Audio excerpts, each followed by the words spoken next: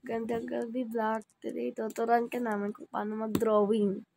Part 0! Kasi wala nang ibang parts! Hawakan mo yan. Turo mo dyan. Okay, so, panoodin nyo lang to. Una, para maggawa ng ulo, maggawa lang kayo ng... Amanda ko. Ako na nga!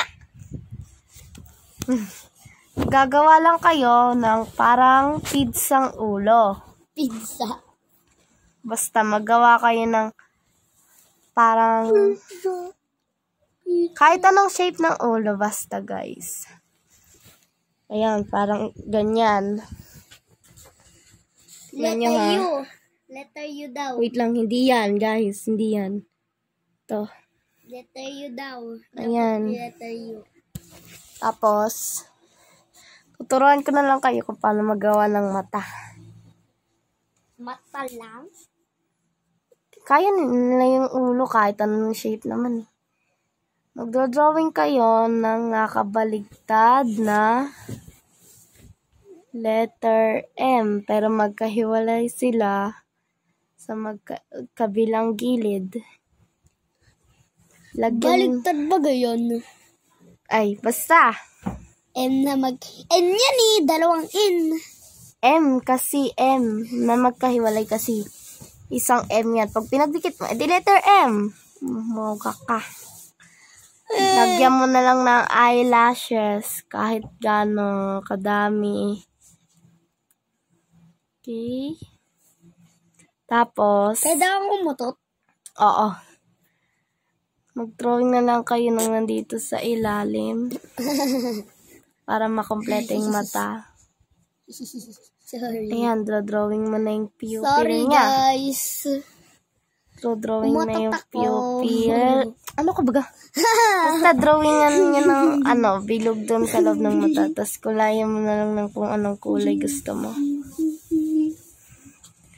So, doon naman sa kulay ng mata, lalagyan nyo na lang ng mas itim na shade sa Makikita nila yung pag-ipid. itaas na part.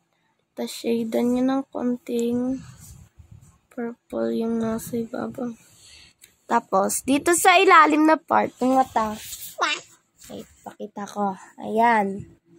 Diba, kita nyo yan, guys? Kita yan, guys? Kita nyo? Okay. Dun sa Kung nakita nyo, mag-comment kayo. Ano ka baga? Kung na... Eto, diba, sa ilalim ng...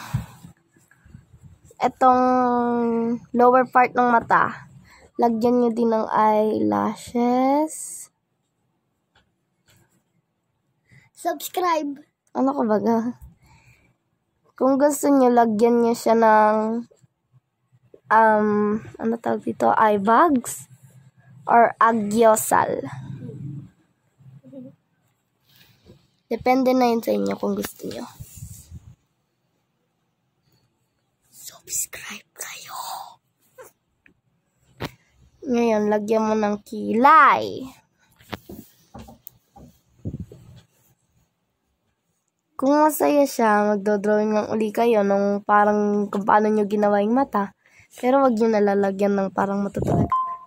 Subscribe. Pero para sa ilong, ang gagawin nyo lang, parang isang maliit na tuldok. Okay? Tapos para sa bibig,